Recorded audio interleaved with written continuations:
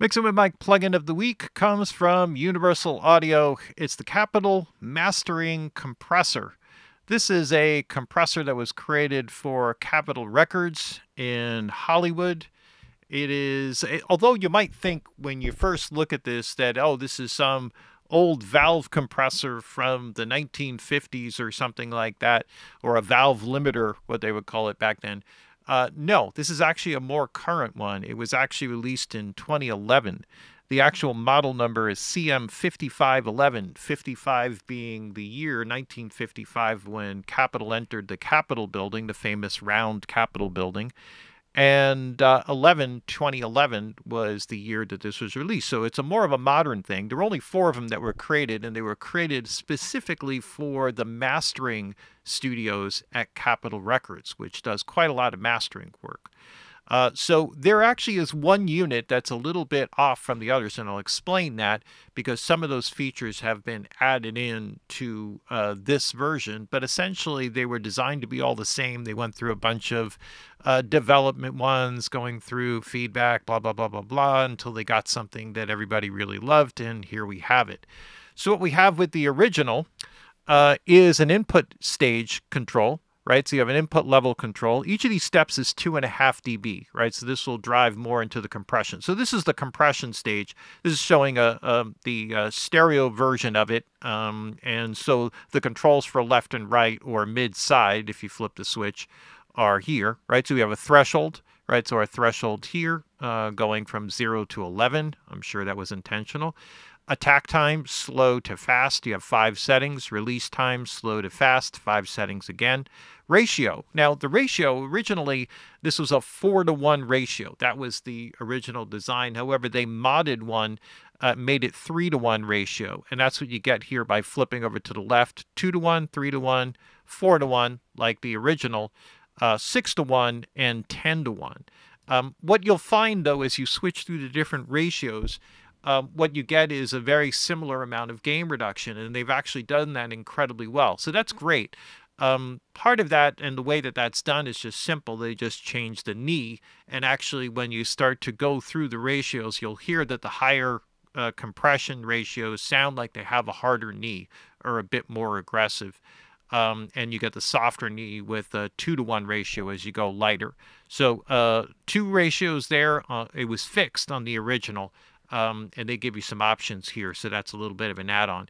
Output gain control. This is the whole compressor section here. Channel in and out. You can link the channels. The other controls that work along with this are the switch between mid-side and left and right. You can always tell here without looking over to this side under the meter if the mid-side or whether the left-right switch is in. You can have the meters display input, or attenuation, gain reduction, right? So you have your options there. You can operate it dual mono or sidechain link. So dual mono would keep the 2 compressors left, right, or mid and side independent of each other. Sidechain link would link the sidechains together so they operate in with the same gain reduction, attack and release settings. So that will link everything. So that's all of that in. Fancy lights here over the VU meters. Power switch basically turns the whole unit off, so you could do it that way. But then you have to wait for the tubes to warm up. I don't know. It's just something to keep in mind. Mix control, wet dry. Now, there's an interesting thing here because there's a saturation section for this. And so what we have, there are a couple controls here that I want to kind of focus on. One is the headroom control. The headroom control operates as just like the other headroom controls that you find on the other plugins. They haven't put them in all of them, but it's mostly there. So if your standard, if you happen to be operating at a hotter level or a lower level, you can adapt the I/O, the input and output stage simultaneously so that you're not chasing. You may find that you're turning your threshold all the way down to 11 and you're barely getting any compression. That means that your headroom is off. Tick it over to the right 1 or 2 steps until you get a decent amount of gain reduction. Give yourself a nice little bit of range there. So it's basically just a digital in-out. There's no analogness attached to it. All right, so there's that. You have the wet-dry control. The wet-dry control is only for the compressor section because it's also a saturator section, which is added on. And this is sort of the loudness component. This is all add-on stuff here. So I'm not sure exactly where they came up with this, what they extracted it from, whether it was part of this. That's not made clear in the information, but I'll explain a little bit about it. There's a gain stage, which is prior to the saturator section, which feeds into it. So when we're actually looking at the whole of the plugin itself, we have the headroom for the input output that's wrapped around the compressor section, and then that feeds into a series of controls. One is a gain stage, the other is a shape knob, so this adds the saturation in. You have the saturation amount, basically, is what the shape is there, and then you have a wet dry control. But the wet dry control is only for the compressor. Dry signal, everything, whatever this setting, when you apply the saturator, it will be applied to both the dry and the wet signal. That's the important thing to understand. So if you're running this as a parallel compression, you mix in a little bit, then you apply the saturator. The saturator is on the whole signal. Okay, got it? Also here, we have a meter here, which will display either in peak level here, or LUFS. So we have an integrated time, and we have a short-term time that's here, and then you'll see the levels accordingly. So you can operate. It's a mastering compressor. Again, this is an add-on, but that's also there. So let's take a look at a couple of things. There's lots of ways to go about this. One would be to just sort of start with individual elements here in the mix. Let me just put that sucker in there. This is just drums. What I have set up here is just something that is a medium fast attack and a fast release, just to sort of pump the drums a little bit here. We'll go back to the mix bus and throw some things and experiment a bit more, but I just wanted to show some things here. Push the headroom control up just to sort of drive it 2-to-1 ratio. So I'm going lower there. Feels like a soft knee. You can see I have the threshold up here. Input output gain just sort of calibrated for unity. Let's just check it out here. And this is with the saturator built in. Now, there's a couple of weird things about this. One that really bothers me. One is that this gain stage is prior to the shape and saturation. There's no output gain on the plugin, and this sort of makes it a pain, because if you want to just A/B the whole thing in and out, there's no way to set a unity gain, because if you use the gain control here to match your output gain, you're getting less saturation. I'm not sure how they missed that. There should be one more gain control on the end here, just so that you can A/B in and out and balance it. Because it's a mastering end stage sort of thing, I think they're thinking like, hey, you're using this at the end. You don't need to A/B. It's always sort of like a limiter thing where you have the gain matching thing is always like, how do you do it? And blah, blah, blah. All right. Anyway, that's my one pet peeve. Out of the way. Let's have a listen.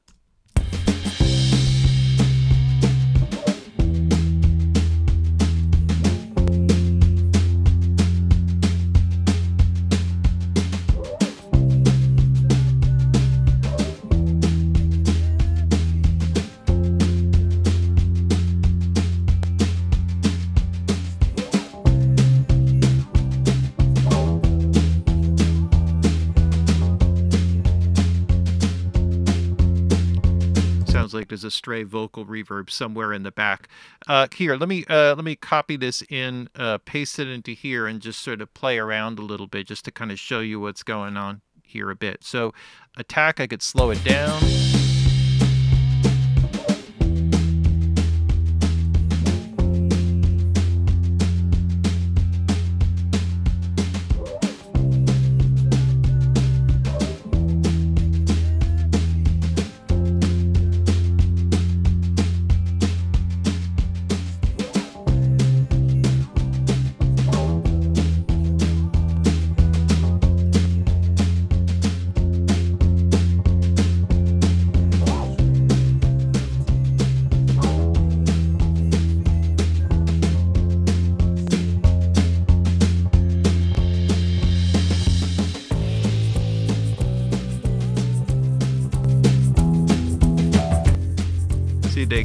So this is sort of the crazy making thing about setting the gain staging that I was talking about. So I won't kind of go, but just kind of get a little bit of an idea of what the saturation, or what the compression, basically the overall vibe and feel of it, the warmth that it brings in, the sort of smoothness and texture that it brings into it, just to give it some, some depth and some realism. Yeah.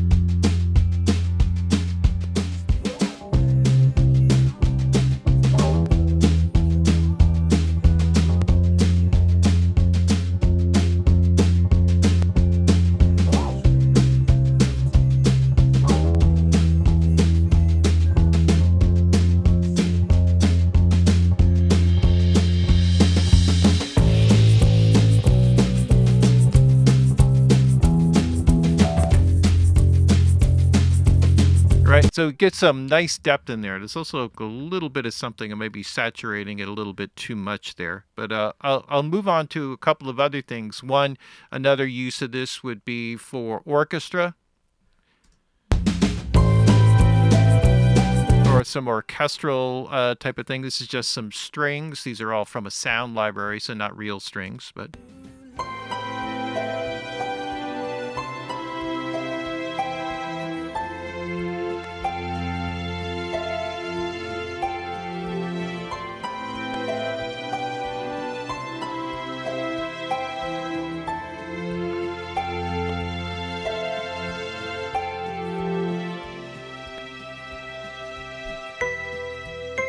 So you can hear the richness that it brings in, again, going to 2-to-1. So far, that's been my favorite ratio. So it's interesting that it's not the original. Fast attack, slow release. So it just sort of grabs onto the signal, holds it, kind of keeps it smooth. Just bring in some richness and tonal character. I didn't even use the saturation on this. I don't think it needs it. That would probably make it a bit too dense, where I wanted to sort of have that openness attached to it. Lead vocal is another great one. Let's check this out. Let's go back to the verse here. The past is hard for me to get away from. Those things I've done, I know they can never be undone. Still I'm wrecking homes, broke your heart without a care. Right, just brings like a great realism. Here I went to town a bit here with the saturation. I could actually, mixing it back a little bit is not including the saturation, but it actually adds like a nice warmth and texture to it. Maybe a little bit too fuzzy, but on the top end, but still really rich. I could balance that off or back that off a bit. The past is hard for me to get away from. Those things I've done, I know they can never be undone. Still I'm wrecking homes, broke your heart without a care. Right, or maybe a touch louder on the gain there, but again, you could feel just the richness in there, which is really special. Let's go to just some chorus background vocals. Let me go to the second chorus here. Love again. Here's where I could probably saturate a bit more. Run away. Just to get a little bit of that sizzle up on the top. Love again. Run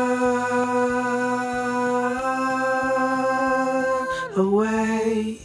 let's hear a bit of this in totality, just so we can pick this up. I didn't put it on everything, but most of the stuff here. So I'll just call up the drums here.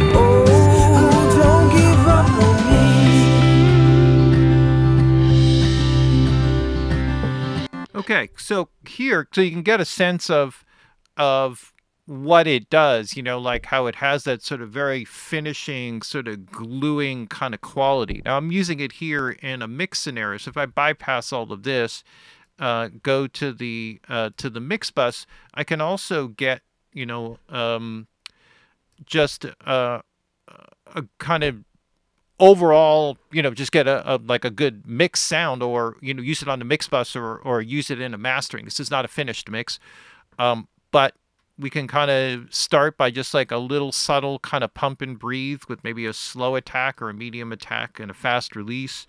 Maybe keep the ratio light. Let's just kind of start from scratch here. This is just a default setting here. Who I've been is not who I am.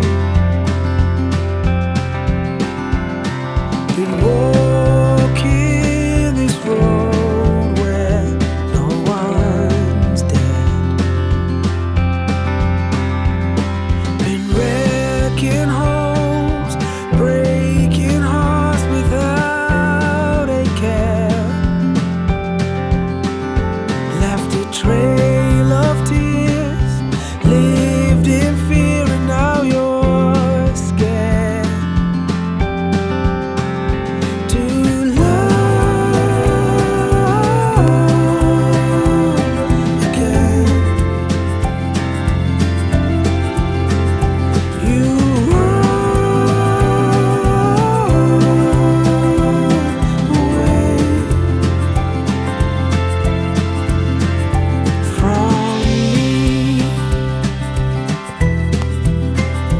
from me, from me. The past is hard. I'm going to try to hear a little bit of saturation going on here. Oh, you know, here's the one thing I completely forgot about, is the sidechain filter, and this is sort of part of it. The sidechain filter actually has 3 different settings, and this is a big part of like the threshold thing. When set, because it weirdly defaults all the way over to the left, which is setting of 700 hertz, which is why the gain is off like that. Which I had reset on some of the others, and I just had forgotten to, because I reset the default here. 365 for the middle setting, and it's bypassed here. So this would explain some of the threshold stuff. So let's go back here, because when I was driving this up, it's also creating some saturation because it's driving the input electronics. Who I've been is not who I am. Been walking this road where no one's dead. Been wrecking homes, breaking hearts without a care. Left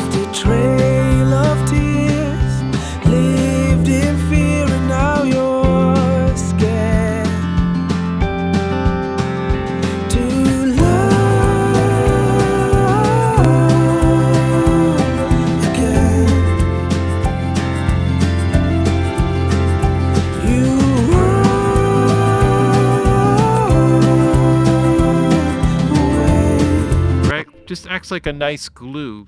The other approach here I could do is just do like a slow attack, low threshold, go to a 2-to-1 ratio, slow attack and release, and just do sort of an averaging compression, right? Who I've been is not who I am.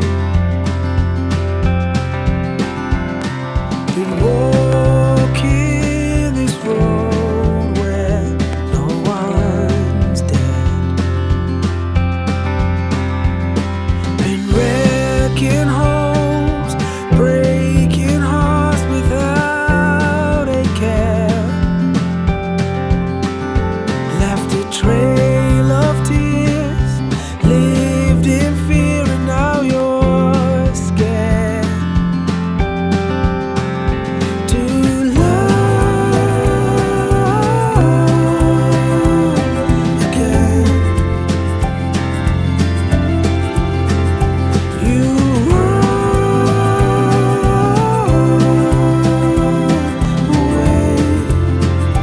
away. Just as a way to sort of solidify everything. And then I can throw the saturator in here. I'm just going to call up a separate little trim plugin to sort of make up for some of the differences here on the back end as I bring some saturation in. But let's check this out. Who I've been is not who I am. Been walking this road where no one's dead.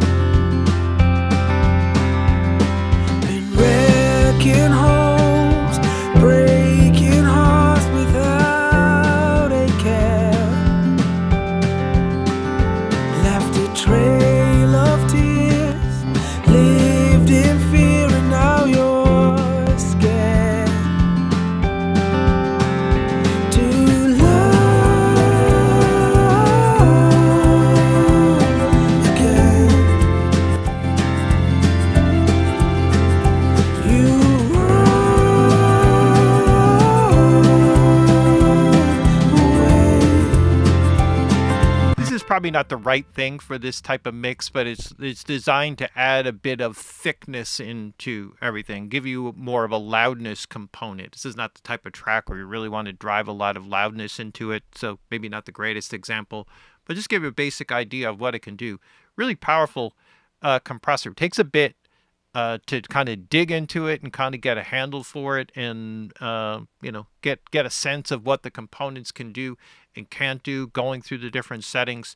It took me a little bit. Normally I can pick up something like this, kind of figure it out, you know, kind of go through some basic techniques, some different ways of devising, many of which I showed you here with the other instrument settings, and kind of devise like, okay, yeah, this works, that works, it works this way, it's good for this, it's good at this gain reduction level, etc.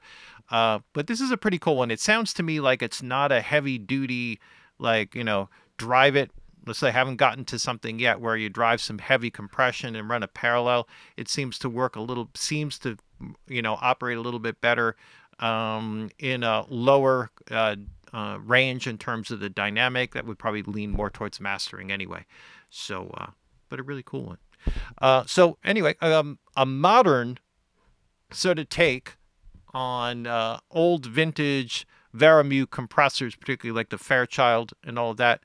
A lot of options with it. Really cool one. Adds like a nice finished component, which is what a mastering compressor is supposed to do. Definitely worth checking out. So plugin of the week from UAD, part of the native Spark collection. That's how it's being introduced. Anyway, the Capital Mastering Compressor from Universal Audio, plugin of the week.